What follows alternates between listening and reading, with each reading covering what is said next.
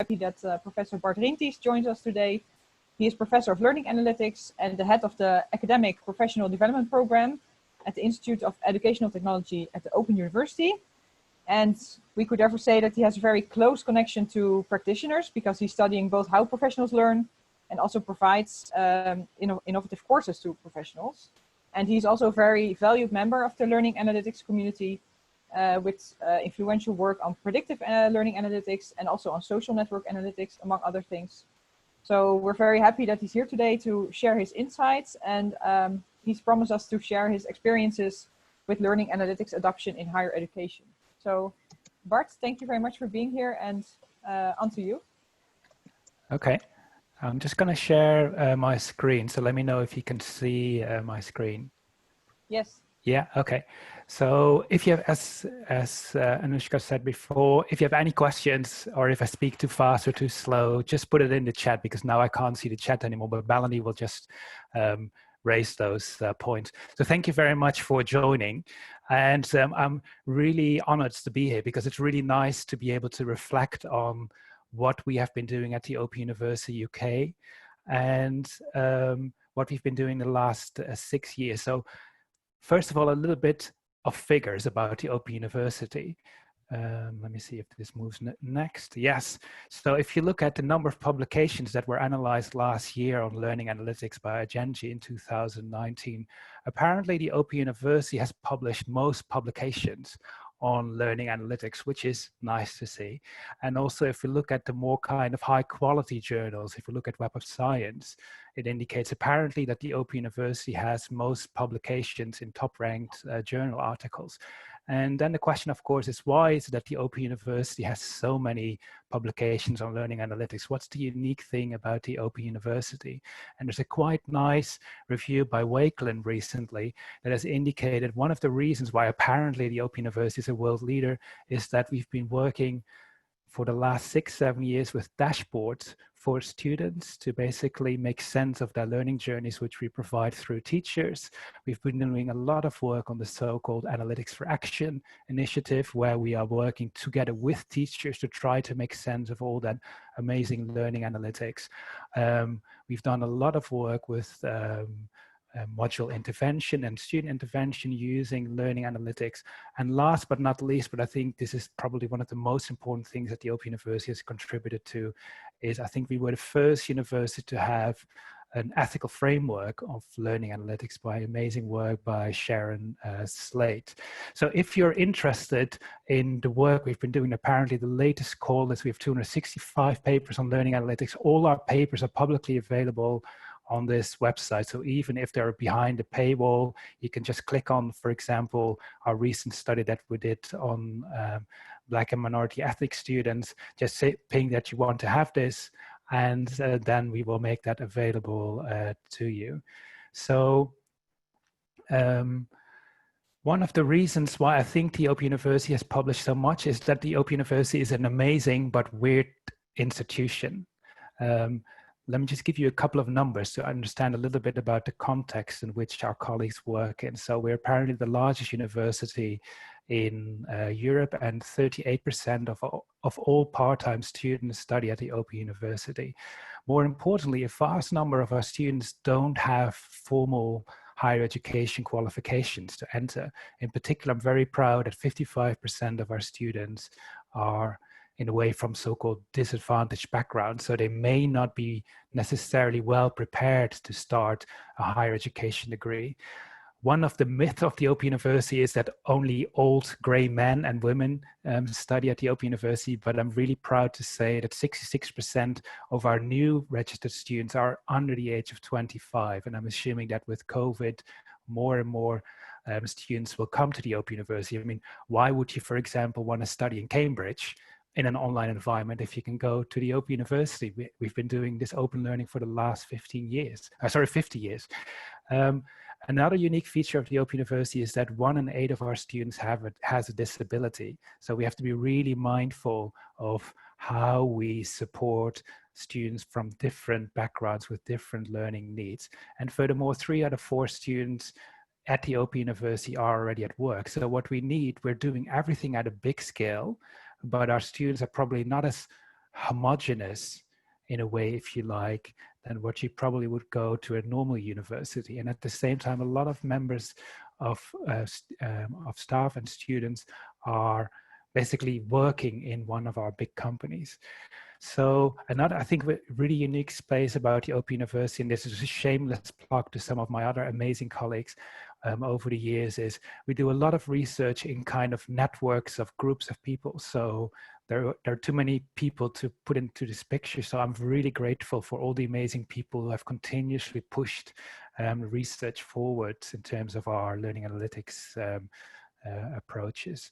So when I was reflecting on this talk, in the weekend, I was cycling. And maybe a first question to you is, where do you think this picture was taken? And I'm just putting it into the chat and I can't see the chat. Can I see the chat? Yes, I can see the chat. Yes, Milton Keynes. Oh, I can't see the chat. All right, that's good. It's not Milton Keynes, because if you look really, really closely at the end of the horizon, there's a bit of sea. Dartmoor, very close. At least it's in the UK. So the metaphor that I will take in this, it's indeed the South Downs. It's very close to Brighton.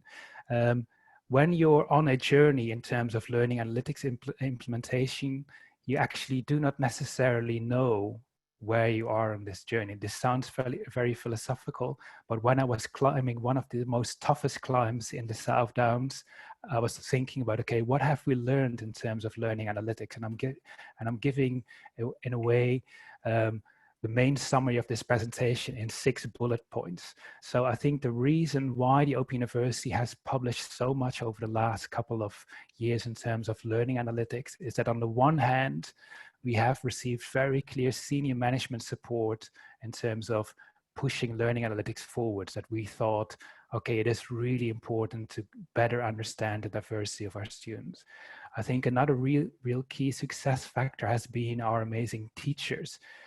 Many teachers were initially very resistant in a way, or skeptical towards learning analytics, but I think by working with one teacher at a time, and I think Anushka does very similar work at the University of Utrecht, by working with small groups of teachers and gradually moving that forwards, I think we are getting an enormous uptake. I think a third key element is this kind of evidence-based research. So whatever we do in terms of innovation, we always try to link this with some form of research to see, does it work? Does it not work? And with the research, we were able to convince teachers who were skeptical or managers who were skeptical, but similarly, we've used some of those perspectives to further inform our research. And one of the things that you quite quickly notice is we always look for the next best thing. And then we often tend to forget that we're making very many successes over time. And then you forget to celebrate those successes. And the largest thing I've learned in the last 5 years is that large-scale innovation takes a tremendous amount of time. And no matter how good your research environment is, no matter how good your modeling is, my experience, and this is just me, is eventually learning analytics is all about people. It's not about the infrastructure or about the technology. It's all about trying to help people to move forward. And if I go back to this nice little climb that I was cycling over the weekend, you can extract lots of data from this. It is a kind of metaphor of the kind of journey that we've been on over the last couple of years. So if you look at this climb, which apparently is the 21st most difficult climb in the UK, I apparently set the fastest time ever climbing this climb, which is great. And then you can then delve into the data in a slightly different way, and you can see, well, if you look at a slightly different perspective, it provides a different narrative. Or if you look at, okay, who is actually the fastest man or woman on this particular climb?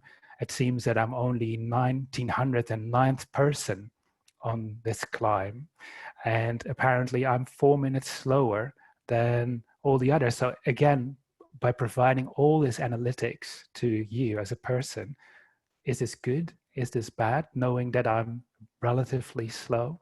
Or is learning analytics very useful because you can actually provide lots of really fine-grained data this is kind of multimodal data where we're even showing exactly on the climb what I was doing, how fast I was going, what the temperature was. Data is amazing. And it shows apparently that I've been faster in the last 4 times that I've climbing this. So I guess what I'm trying to get at, and this is a lot of data, is each university will, when they're starting to think about implementing learning analytics, they will go on a journey. And along that journey, there will be humps, difficult sections of learning analytics that might take substantial time and commitment to move to the next stage. And what is also quite interesting, having worked with lots of institutions, both in the UK as elsewhere, is that the journeys that these institutions go through over time will be substantially different. And what I will hopefully show today is some of the lessons that I've learned with learning analytics, implementing this on a large scale, with amazing colleagues within the OP University, but also highlighting that it will take a lot of time. So indeed, don't worry about the numbers that I'm showing. It's just a metaphor of showing data is everywhere, but every journey of every individual institution will be substantially different. So I've picked up 2 big case studies that we've been working at the OP University. I could have picked up 10, 12, 13 case studies, but I've decided to only pick on 2 because I think this shows very nicely the kind of complex journey that we're working on. So as Anushka was saying, we've done a lot of research on learning design within the OP University. And there's a fantastic recent review by Barbara Wasson and Paul Kiesner that basically tries to summarize what's the research in terms of learning design. And they've been very kind to us, stating that apparently we are one of the few people that have been able to close the kind of virtual learning cycle between learning design, how students are studying, and how we can actually close that loop. And that's very nice to hear. But guess, and I'm just putting it in the chat maybe for you again, which was the first year that we started to write about learning design in the Open University? Just put it in the chat if you want to. So what was the first year that we started? Well, 1987, 2000, okay. I'm not sure if I even was born in 1985, okay. Yeah, the correct number is actually somewhere in there. 1976 was when I was born. At least the first paper that I could find on learning design, the way we currently define learning design, is in 2005. And Patrick McAndrew, together with people from the OU Analyse, wrote an amazing, interesting paper about, okay, how could you design learning design players? And then if you look at their kind of conceptualization of learning design, they were able to see, okay, what would a good online course look like? What elements would it have? And they even developed an amazing kind of computerized overview of how a data set would look like. This is 2005. This is not 2020. This is 2005. And if I'm really honest, even in 2020, so 15 years down the line, we still don't have this system in place. So years and years of research has gone on in terms of learning design. And then it just withered away a little bit in 2007, 2008, nothing really happened. 2009, nothing really happened. So there was a peak of interest in terms of learning and learning design, and then it withered away. And then there was another growth spurt with Grania Connolly, who really pushed the kind of conceptual development of learning design and trying to find a framework of how could we potentially categorize these learning design activities in a meaningful manner. And she came up with the Open University Learning Design Initiative, where you can see 7 kinds of activities that our students would typically go through and how our teachers would design courses. So currently we're in the assimilative phase. You're watching and listening to me, and you're hopefully going to learn something about learning analytics. Maybe at the same time, Grania Connolly might say, oh, I don't know about her. Let's quickly Google her. So maybe at the same time, you're looking for papers for her.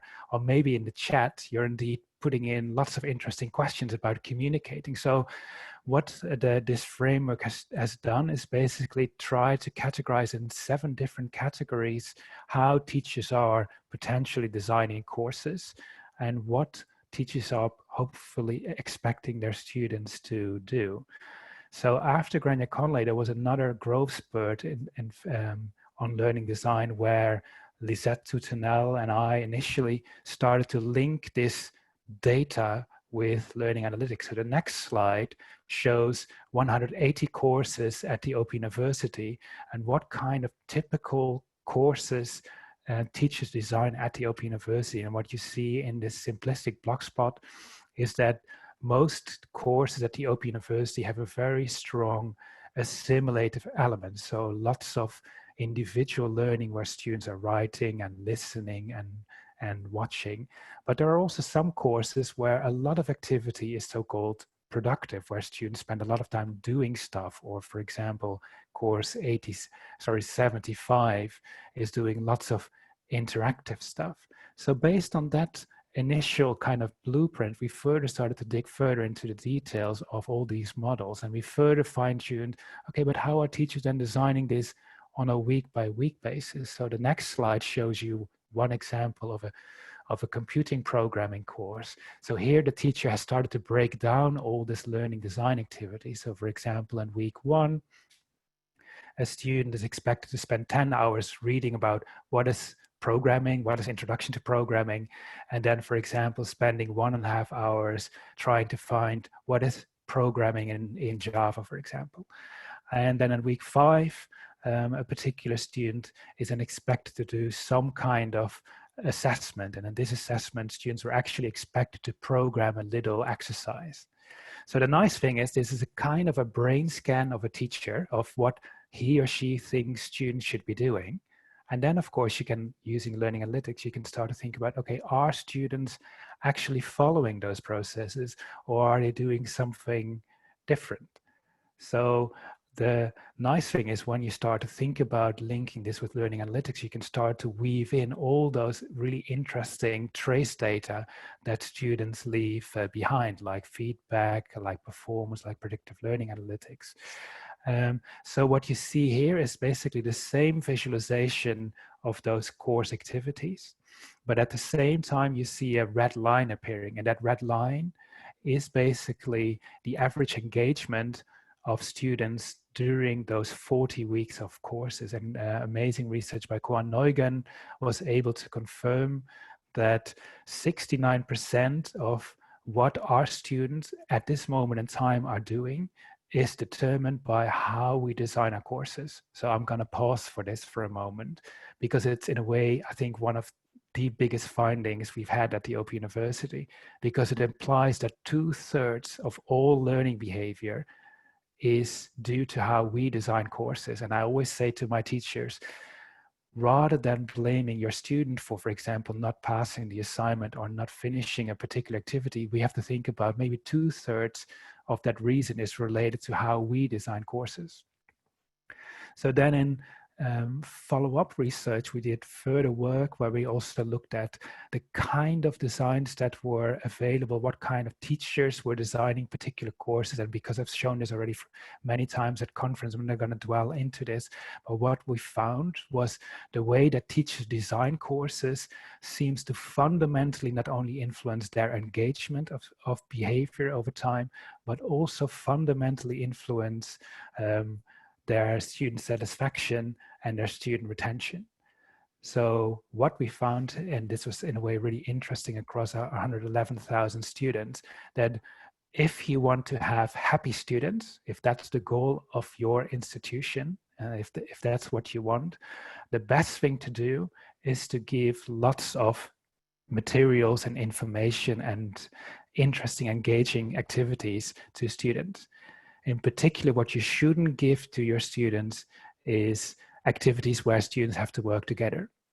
Because we found that in courses where there were lots of communication activities, this seemed to negatively predict their student satisfaction scores. Of course, this was done research within the OU. Maybe if we do the same research in your institution, we might find different findings. But at the same time, what we found was that the number one predictor of whether students were engaging over time, but also whether they were able to eventually pass these hundreds of courses, was whether or not students were working in teams. And I think there's a lot of research in social constructivist theories that shows that when you let students work together, that is such motivating and at the same time difficult, but this seems to be the key driver for us moving forwards. So based on that, we've done a lot of work, and there's some amazing work done by our learning design team, where we provide tons of tools to help teachers to make sense of all these approaches and what is the best way to design courses. So if you're interested to think about, hey, this sounds really interesting, how could I use learning design? How could I implement this? Just ping me an email or ping me at our post in the later, because we have lots of really interesting free available tools for you in your own institution to use similar approaches. And yeah, so Anne also indicates in the chat it's a little bit confusing indeed, that why would communication be negative for student satisfaction but positive for student retention? And I think that's one of the things that we've been really puzzled about. What we also found was there's not a single correlation between happy students and students performing well. And this has, I think, been found in various other big data studies. And this is a crucial question which we as managers or teachers have to ask ourselves. Do we want to have happy students, or do we want to have successful students? Because, for example, Paul Kirchner has been saying, learning is hard, so you not always can have happy students. So the second case study, so I'm whizzing through lots of stuff and years of research at the Open University. The second case study that I want to share with you is our predictive learning analytics work. So we've been doing this since 2012 by the Knowledge Media Institute. And this is amazing work, basically trying to identify which students are most likely going to pass the next assignment. And the reason why I've picked this case study is, again, the kind of journey of adoption is not a straightforward line. Like the Strava segment that I showed with the cyclists, it's up and down, up and down. We had really good successes, but we had also many setbacks. So what does OU Analyse do? And basically what OU Analyse does is it maps students' activities and tries to predict whether a student is going to pass an assignment or not. So for example, a successful student might 2 weeks before the course look at an open content activity in the OU environment and look at a forum 2 weeks beforehand, do nothing the week before the course starts, and then, for example, in week 1, look at some open content, some resources and some structured content, and then eventually whiz through to eventually pass. While a failing student, in between brackets, might do a slightly different path. For example, the student might not look at the forum activity 2 weeks before, might not do anything in week 1, might not do anything in week 2, and then suddenly in week 3 look at some forum and some structured content. So if you look at these two and I'm flicking between the two, you see that the paths that these two students are following are slightly different.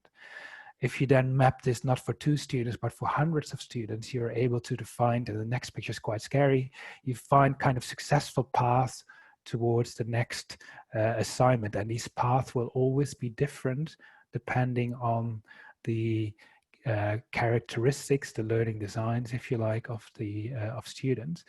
And you can then eventually put this into dashboards. And these dashboards we give to our teachers. And if you're interested in seeing a dashboard in real life, I might have time later on to go into this.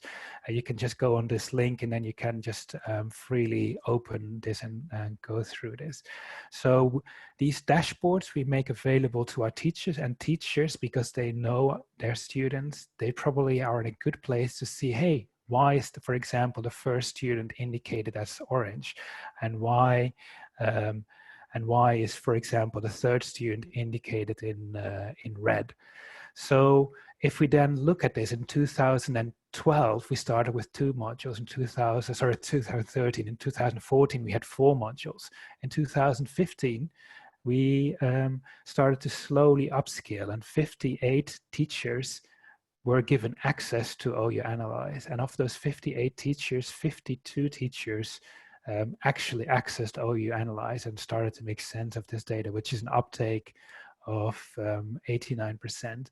The year afterwards, we released this OU Analyse to 706 teachers, but surprisingly, only 234 teachers actually made use of that data. So which is basically an uptake of only 33%. And then if you're following a little bit the media, around 2017-18, we had lots of troubles at the Open University, and there was lots of concerns with the Vice Chancellor at that time. So suddenly faculties were less willing to take risk and innovations, and the number of teachers that used OU Analyse or were given access to OU Analyse substantially dropped to 300. Uptake was also not so good, but we overcame some of the hurdles, we overcame some of the technicalities, we spoke to lots of teachers. How can we make it better? How can we make it more fit for purpose for your role? So the year afterwards, we had 3,491 teachers giving access to OU Analyse. Of those, only 1,100 teachers made use of this. And what we have found in lots of other papers by Christothea Herodotou et al. Is if teachers use OU Analyse, they are more likely to actively intervene if necessary, and they're also more likely to help students to successfully complete their studies. So it's for us really interesting to try to understand, okay, why is it that on the one hand, more and more teachers seem to be using these predictive learning analytics systems, and currently in the year 2019, 2020, I think we're up to 4,500 teachers, but we're still finalizing those numbers. So why is it on the one hand, there's this fantastic increase, but at the same time, if you look at the actual usage, it seems to be going down, which is, of course, very interesting to see. So if you, for example, look at more fine-grained data, and this paper has just been published in Internet and Higher Education, you see this is the uptake week by week in the various programs. For example, in education, it seems that only in the 4th week did teachers in year 15, 16 started to engage with OU Analyse, and there was a quite high uptake in the beginning, and it's gently shifted away.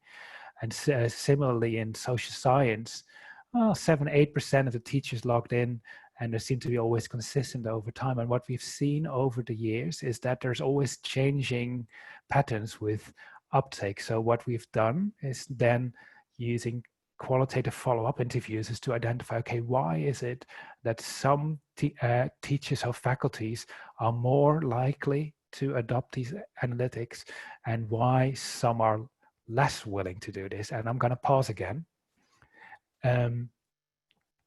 Yes, it's a little bit stretched based on these 2 data points, but if you in the full paper we've added more data.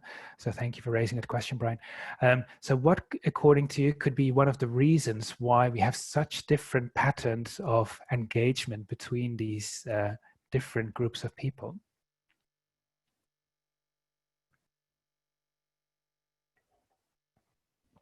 Any thoughts why this might be?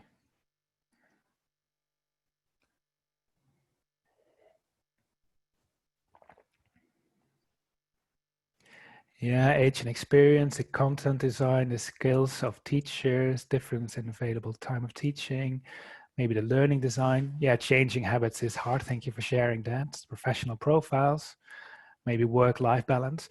One of the things, and I'm just putting it out here, we have amazing teachers at the Open University. They're doing an incredible job, but until today, and I'm speaking until today, our teachers are not being paid to look at learning analytics data. So only by word of mouth can we encourage teachers to look at this data.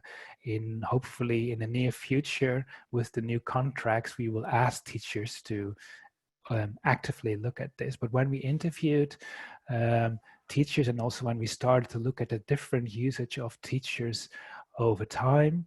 What we found was one of the key factors seems to be the faculty's engagement. So if faculties and senior management is really supportive, like for example in business and law, then more teachers were willing to use learning analytics relative to some of the other faculties. Similarly, what we found was if faculties had champions in their group that were really raising the profile of learning analytics, that helped other teachers to buy in to, hey, maybe I should also try it.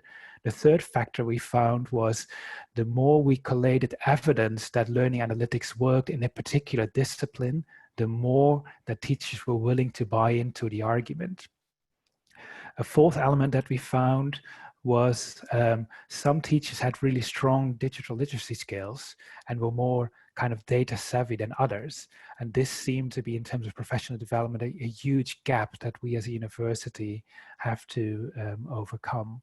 And last but not least, what we found that the teachers themselves, those hundreds of teachers that were working online, each of them had a relatively unique conception of what it is to be a good online teacher. And some thought that this is not part of their package, and others thought this was, you know, a real kind of bread and butter for them, and they thought it was needed. So the last thing I want to share with you, and I'm mindful of time, is where are we then going next in terms of Open University, and which direction do we think we are going? And so what we did recently is to invite 45 practitioners, managers and key experts who are working with learning analytics on a day-to-day basis, and we put them into a room just before COVID, and we asked them, where do you think we should go next? And we basically mapped out where we are in terms of learning analytics and where we should go next. So what we basically identified is we do a lot of work in terms of designing our courses, and we do a lot of work trying to get students through the doors, but actually none of this is really informed by learning analytics.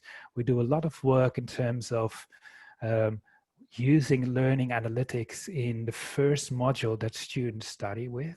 And also we're doing a lot of work in terms of using learning analytics in the second module that you're studying. But in a way, we're doing this in a kind of isolated manner where we're using one module at a time, and we're using kind of snapshot points of learning analytics. And in particular, and later modules, we're not really following the students through, in particular in terms of their qualifications. And also when they leave the university, how do we keep into contact with them, and how can we ensure that we learn from these experiences? So in a way, yes, we're using learning analytics, but as you can see, there's a lot of white in the student's journey that we're not really engaging in terms of learning analytics. So in the last 2 to 3 years, we spend a lot of time basically trying to get our infrastructure and organization ready for the next phase that we are anticipating in terms of learning analytics. And that next phase of learning analytics is driven by 3 key drivers. So one is, of course, the availability of data. And of course, like what I've shown you with the Strava segments at the beginning when I was climbing this mountain, there is always too much data, but the question is what data is useful for you? Then it's the question about what kind of actionable insights do we want to create for our teachers and our students, and how does this impact on the student experience? So I think that on the bottom screen, I think we probably have now a good infrastructure in place in terms of data. And I think we are becoming better in terms of our modeling and strategic analysis. But we still have a lot of work to do on the right-hand side of that circle in terms of creating a culture where teachers are comfortable using data, where students are comfortable using data, and that we can use the data to improve not only the learning design, but also are able to manage the life cycle of the student's journey. And all of this has to be informed by an ethics framework. This is the backbone of everything we do. Everything we do has to be informed by ethics. So where do I think, or the authors of the paper think we should move next? This is basically where everything that we do from the design all the way to all the modules should be informed by analytics.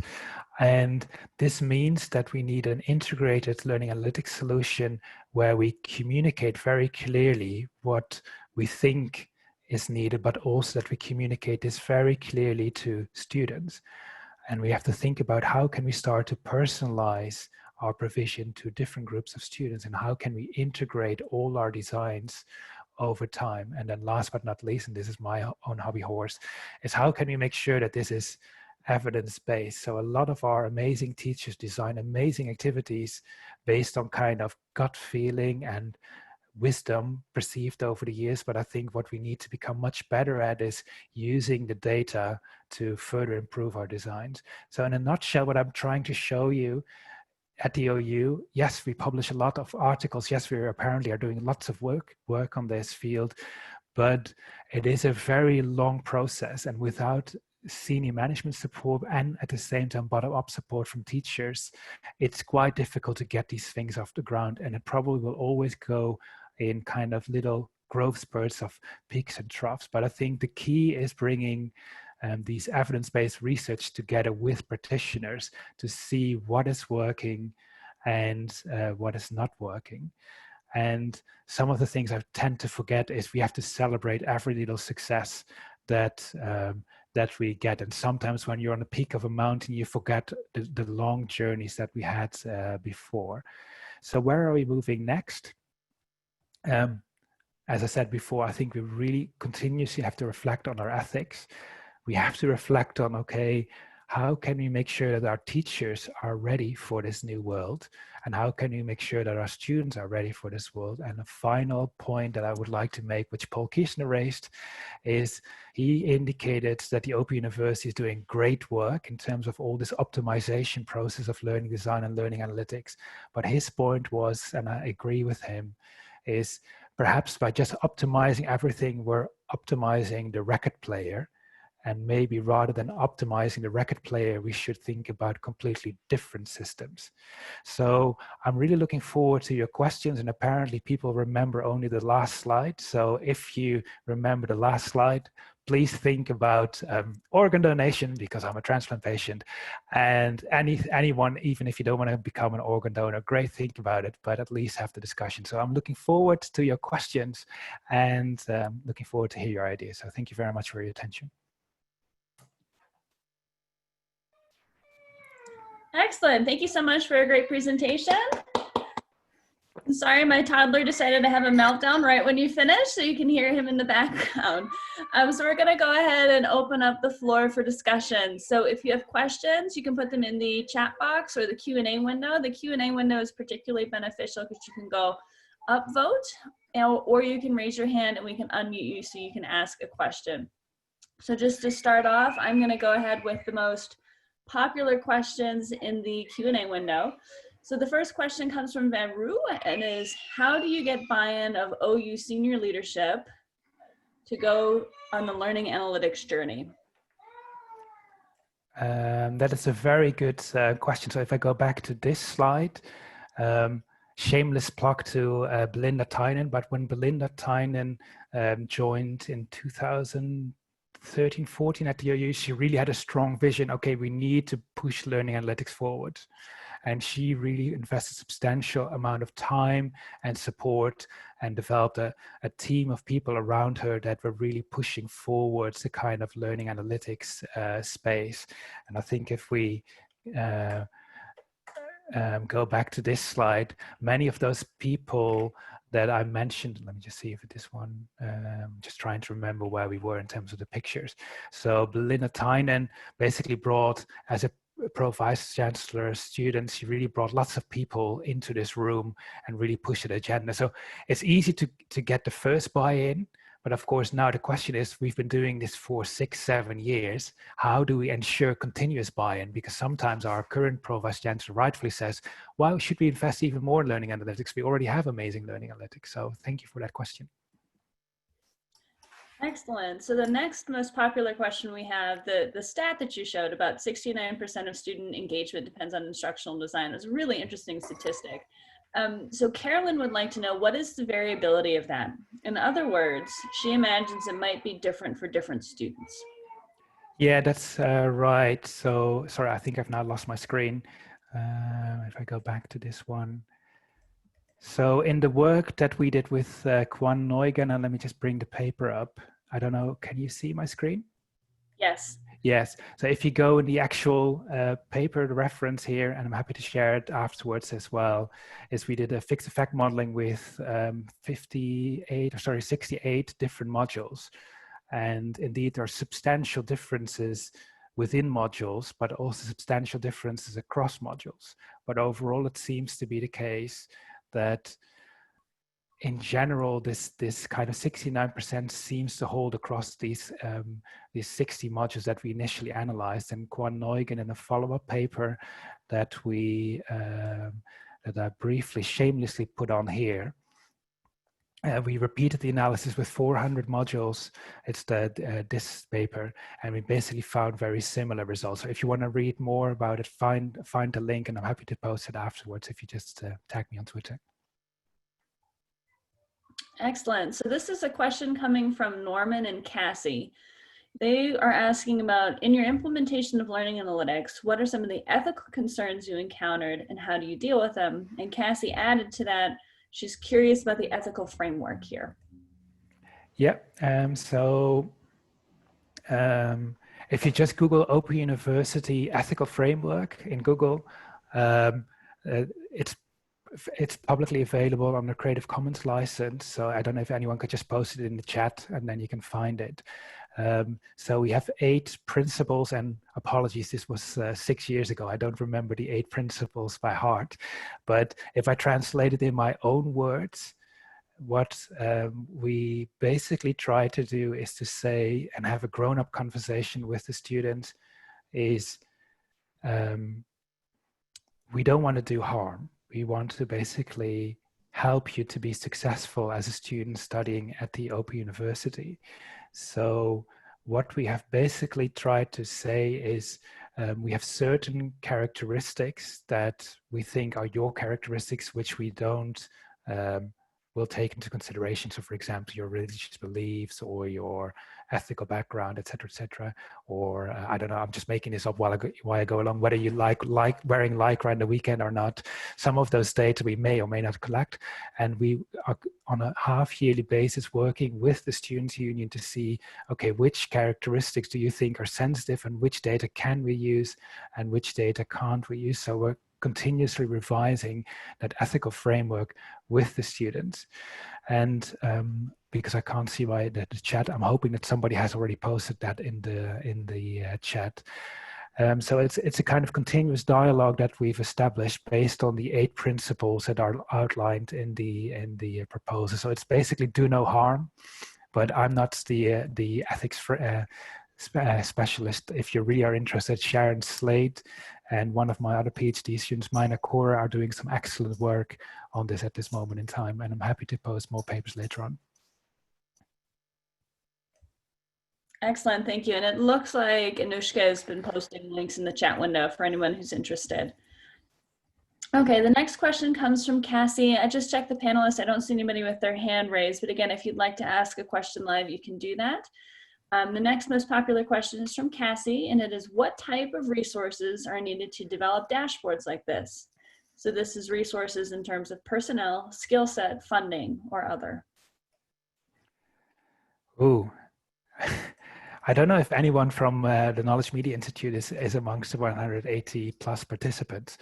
I mean, you need really smart computer programmers, machine program learners. So the people you see on this screen, they're amazing computer programmers. But I think the reason why OU Analyse has been such a successful story in a way is that it's always been a kind of interdisciplinary team between computer programmers on the one hand, education psychologists to understand education, learning designers. So we've always worked in kind of interdisciplinary teams to not only build dashboards that look well from a predictive analytics point of view, but also that we design dashboards in such a way that teachers can make sense of it and actually hopefully get a kind of integrated perspective. I guess I'm not really giving an answer. There's not one skill that you need. I think it's, if you have a skill, great, fantastic. But I think the best skill is, of course, being able to program, but also being able to work in teams is probably the next most important thing. And another shameless plug, we did a quite nice paper for frontline research of what kind of characteristics do early career researchers in learning analytics need. And if somebody could Google that and put it in the chat, that's another list of activities that we think are really good and essential to have. Excellent. Okay, so we have a hand up. So 042, I'm not sure who you are, but I'm ask your question.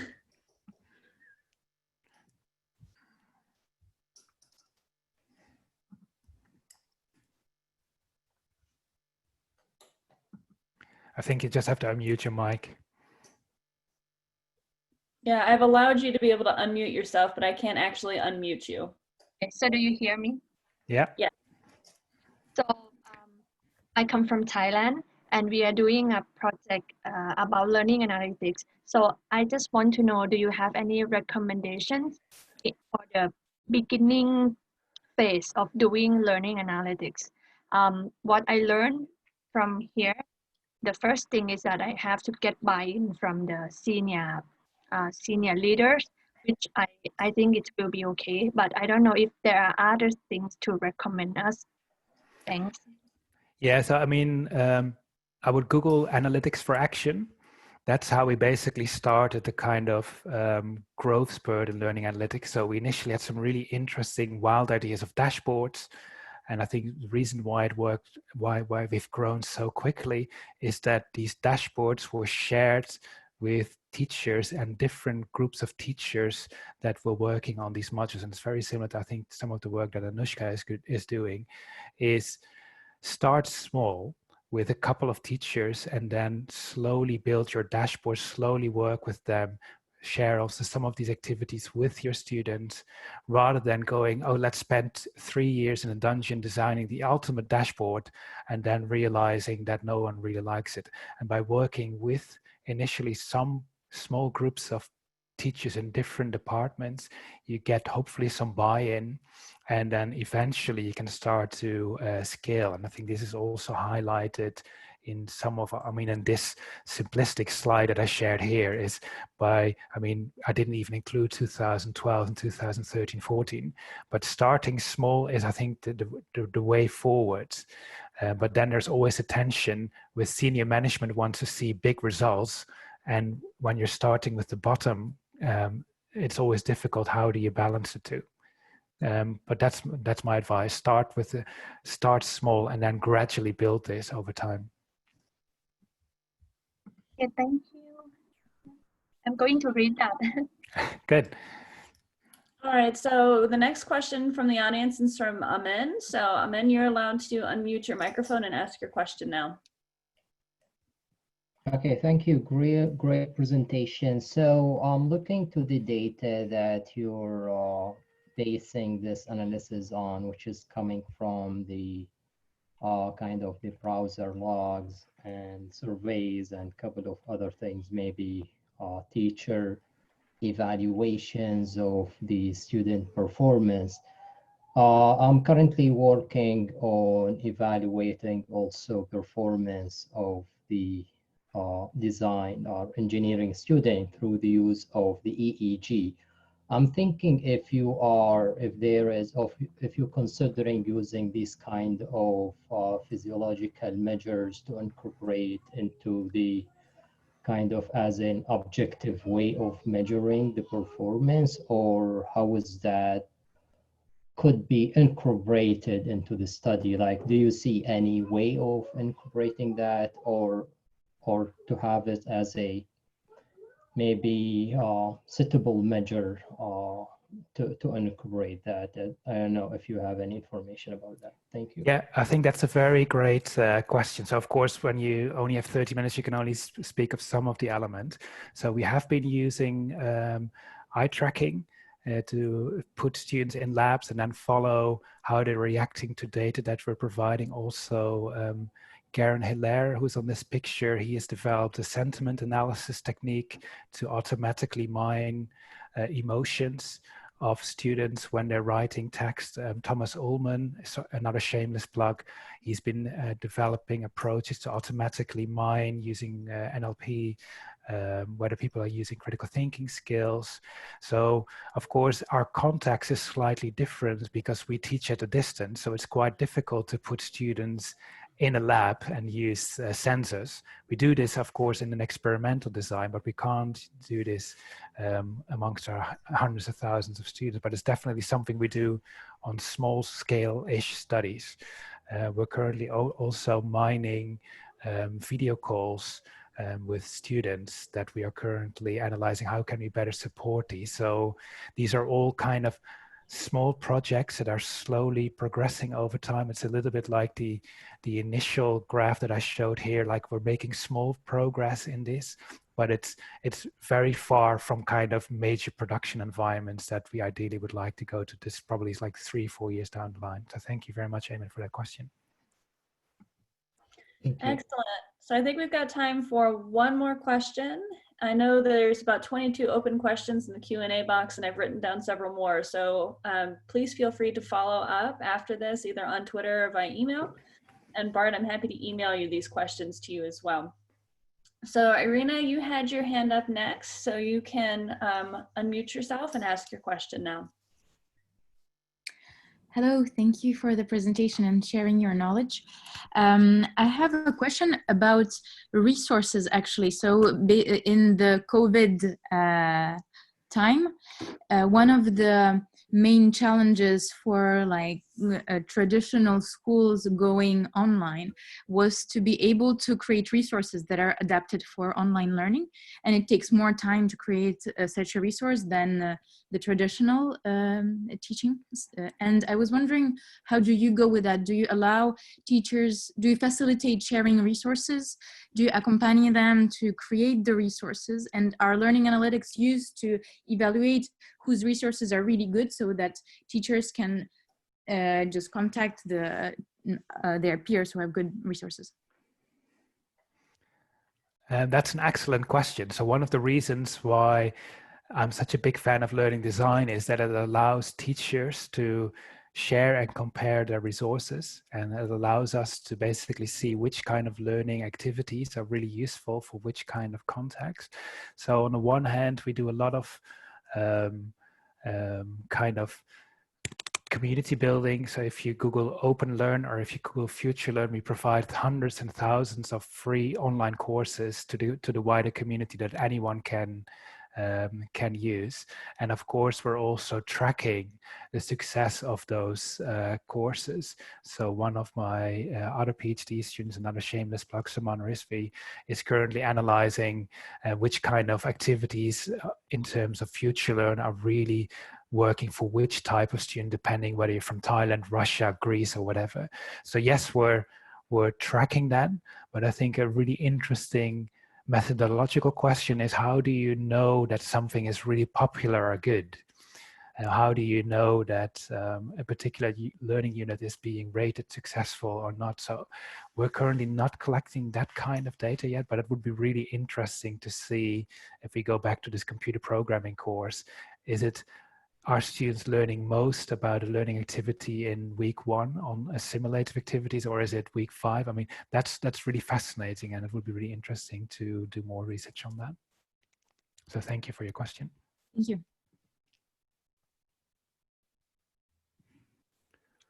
All right, we will turn this over to Vida to make closing remarks.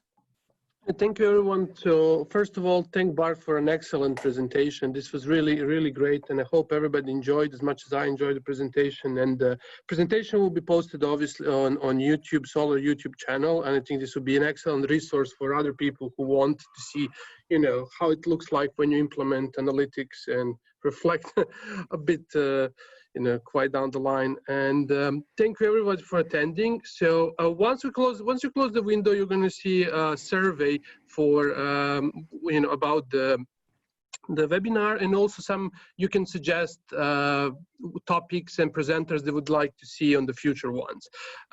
Also join Solar newsletter if you're interested and explore a bit on Society of Learning Analytics research. We're going to have a next webinar in 2 months as usual. And yeah, thank you everybody for coming. Thank you. Thanks, Bart. It was very interesting.